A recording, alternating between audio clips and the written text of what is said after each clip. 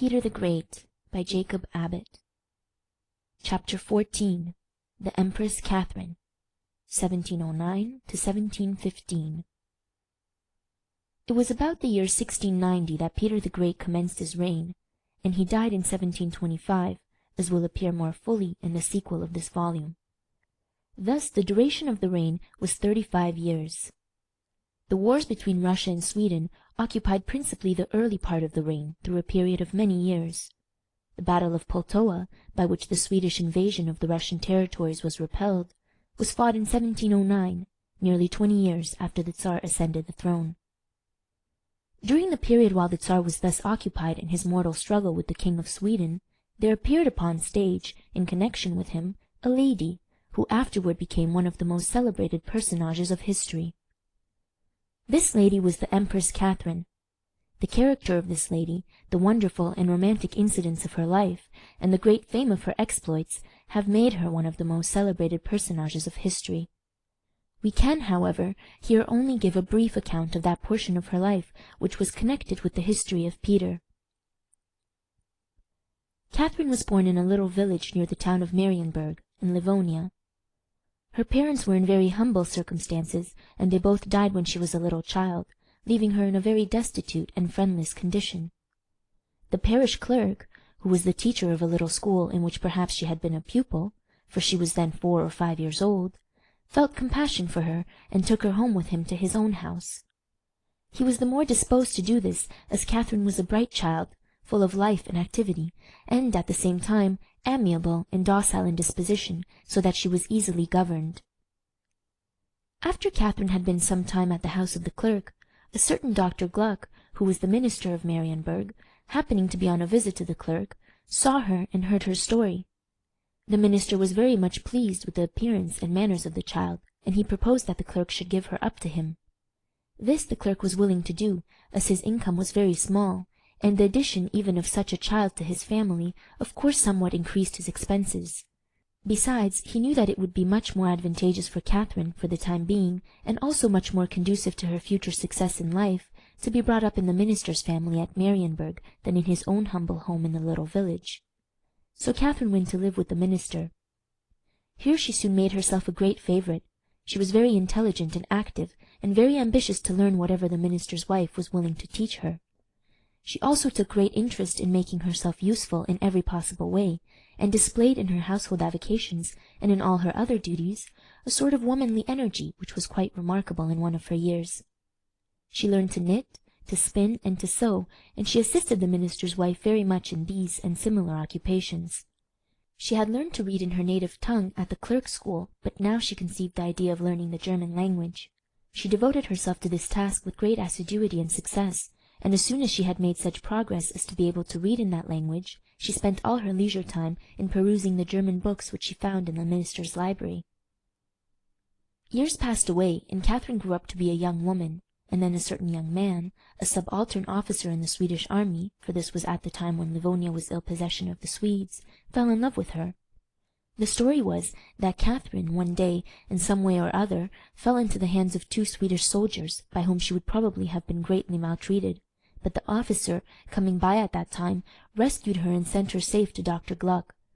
The officer had lost one of his arms in some battle, and was covered with the scars of other wounds, but he was a very generous and brave man, and was highly regarded by all who knew him. When he offered Catherine his hand, she was strongly induced by her gratitude to him to accept it, but she said she must ask the minister's approval of his proposal, for he had been a father to her, she said, and she would take no important step without his consent. The minister, after suitable inquiry respecting the officer's character and prospects, readily gave his consent, and so it was settled that Catherine should be married. Now it happened that these occurrences took place not very long after the war broke out between Sweden and Russia, and almost immediately after Catherine's marriage, some writers say on the very same day of the wedding, and others on the day following, a Russian army came suddenly up to Marienburg, took possession of the town, and made a great many of the inhabitants prisoners. Catherine herself was among the prisoners thus taken. The story was that in the confusion and alarm she hid herself with others in an oven, and was found by the Russian soldiers there and carried off as a valuable prize. What became of the bridegroom is not certainly known. He was doubtless called suddenly to his post when the alarm was given of the enemy's approach, and a great many different stories were told in respect to what afterward befell him. One thing is certain, and that is that his young bride never saw him again. Catherine, when she found herself separated from her husband and shut up a helpless prisoner with a crowd of other wretched and despairing captives, was overwhelmed with grief at the sad reverse of fortune that had befallen her.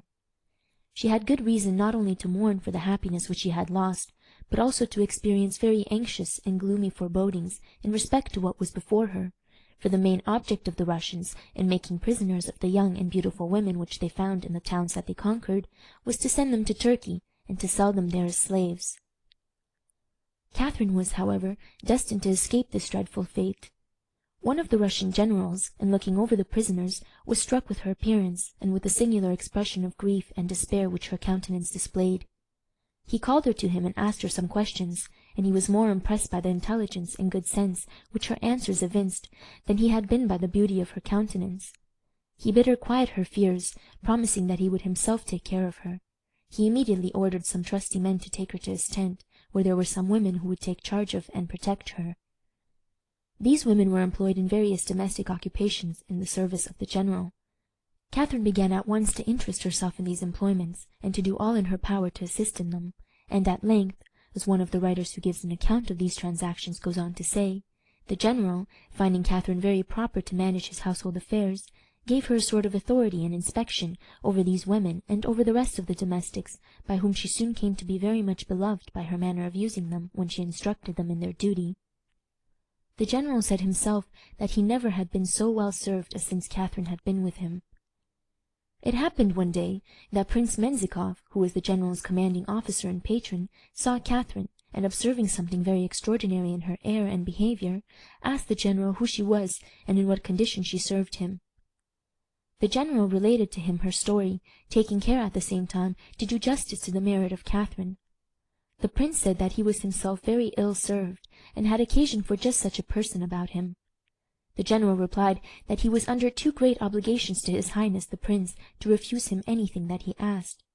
He immediately called Catherine into his presence, and told her that that was Prince Menzikoff, and that he had occasion for a servant like herself, and that he was able to be a much better friend to her than he himself could be, and that he had too much kindness for her to prevent her receiving such a piece of honour and good fortune.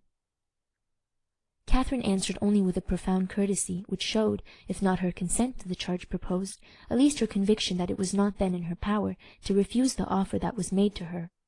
In short, Prince Menzikoff took her with him, or she went to him the same day. Catherine remained in the service of the prince for a year or two, and was then transferred from the household of the prince to that of the Tsar, almost precisely in the same way in which she had been resigned to the prince by the general. The Tsar saw her one day while he was at dinner with the prince, and he was so much pleased with her appearance, and with the account which the prince had gave him of her character and history, that he wished to have her himself, and, however reluctant the prince may have been to lose her, he knew very well that there was no alternative for him but to give his consent. So Catherine was transferred to the household of the Tsar. She soon acquired a great ascendancy over the Tsar, and in process of time she was privately married to him. This private marriage took place in 1707. For several years afterward the marriage was not publicly acknowledged, but still Catherine's position was well understood, and her power at court, as well as her personal influence over her husband, increased continually. Catherine sometimes accompanied the emperor in his military campaigns, and at one time was the means, it is thought, of saving him from very imminent danger. It was in the year 1711. The Tsar was at that time at war with the Turks, and he had advanced into the Turkish territory with a small but very compact and well-organized army. The Turks sent out a large force to meet him, and at length, after various marchings and manoeuvrings, the Tsar found himself surrounded by a Turkish force 3 times as large as his own. The Russians fortified their camp, and the Turks attacked them.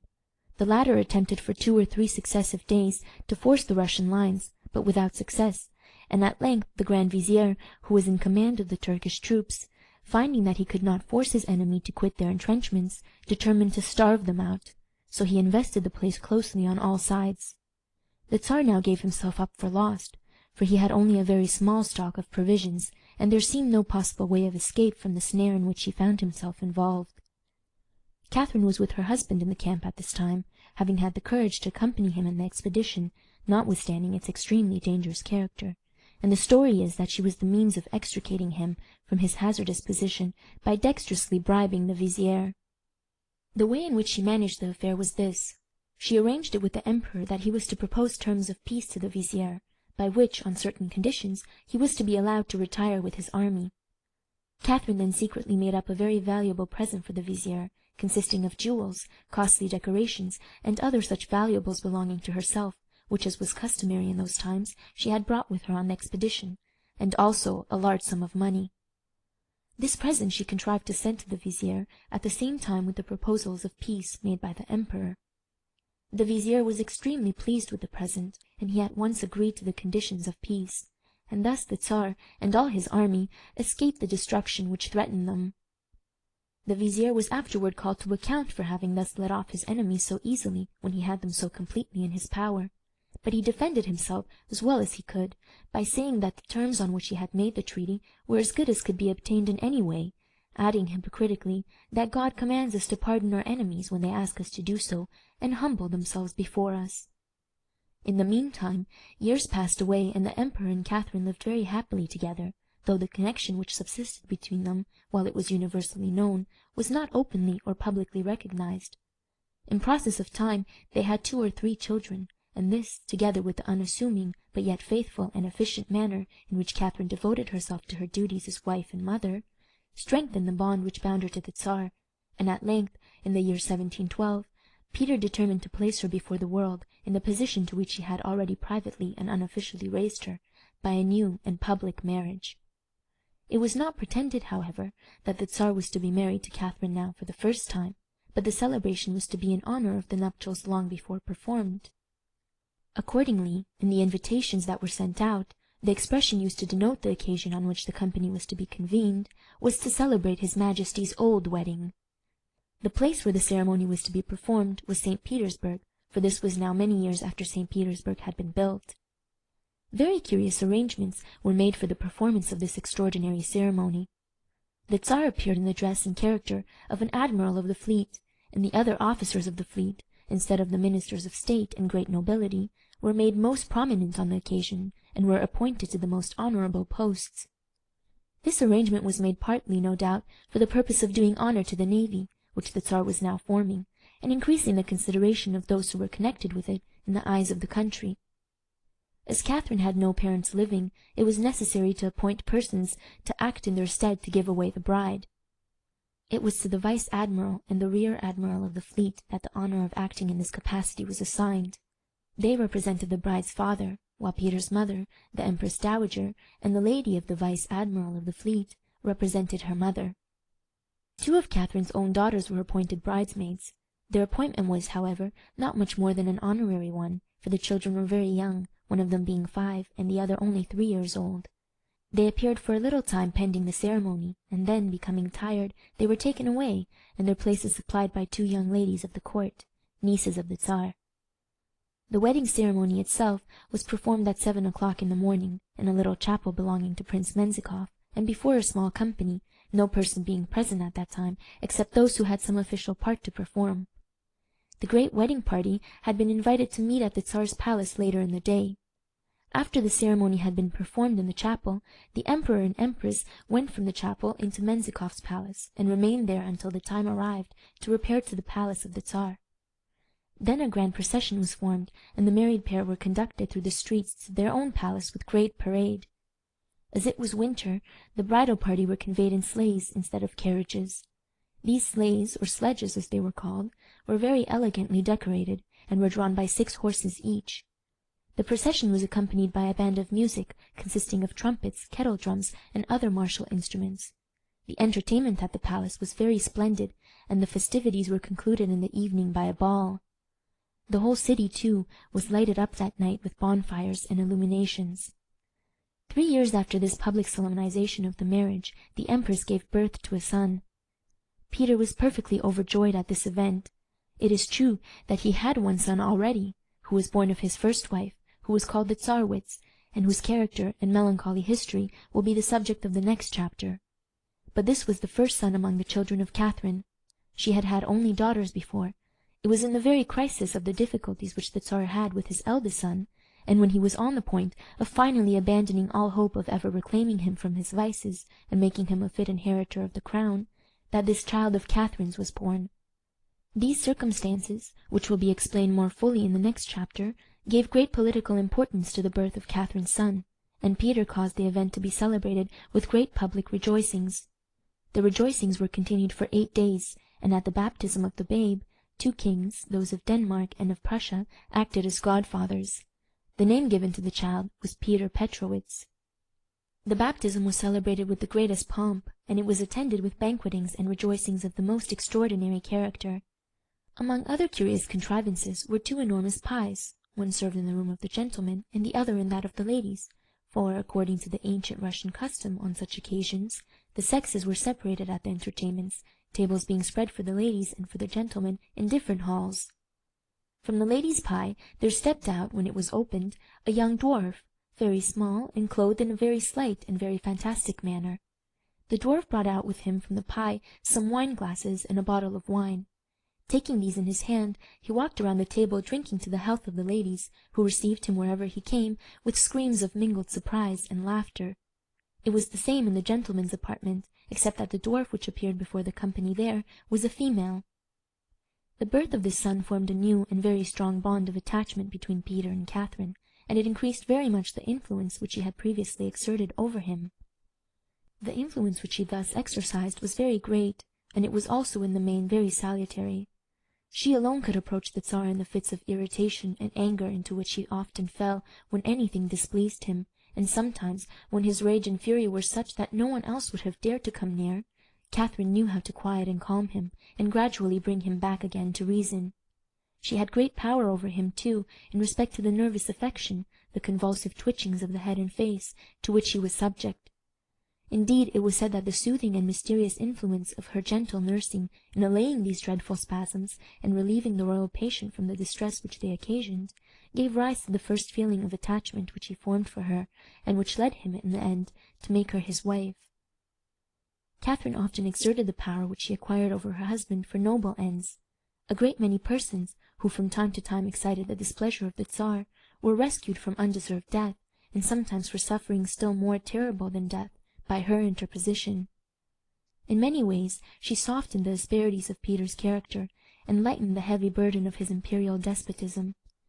Everyone was astonished at the ascendancy which she acquired over the violent and cruel temper of her husband, and equally pleased with the good use which she made of her power. There was not, however, always perfect peace between Catherine and her lord. Catherine was compelled sometimes to endure great trials. On one occasion the Tsar took it into his head, with or without cause, to feel jealous. The object of his jealousy was a certain officer of his court, whose name was Delacroix.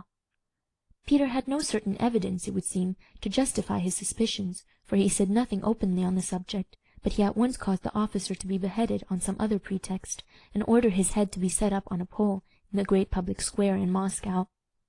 He then took Catherine out into the square, and conveyed her to and fro in all directions across it, in order that she might see the head in every point of view.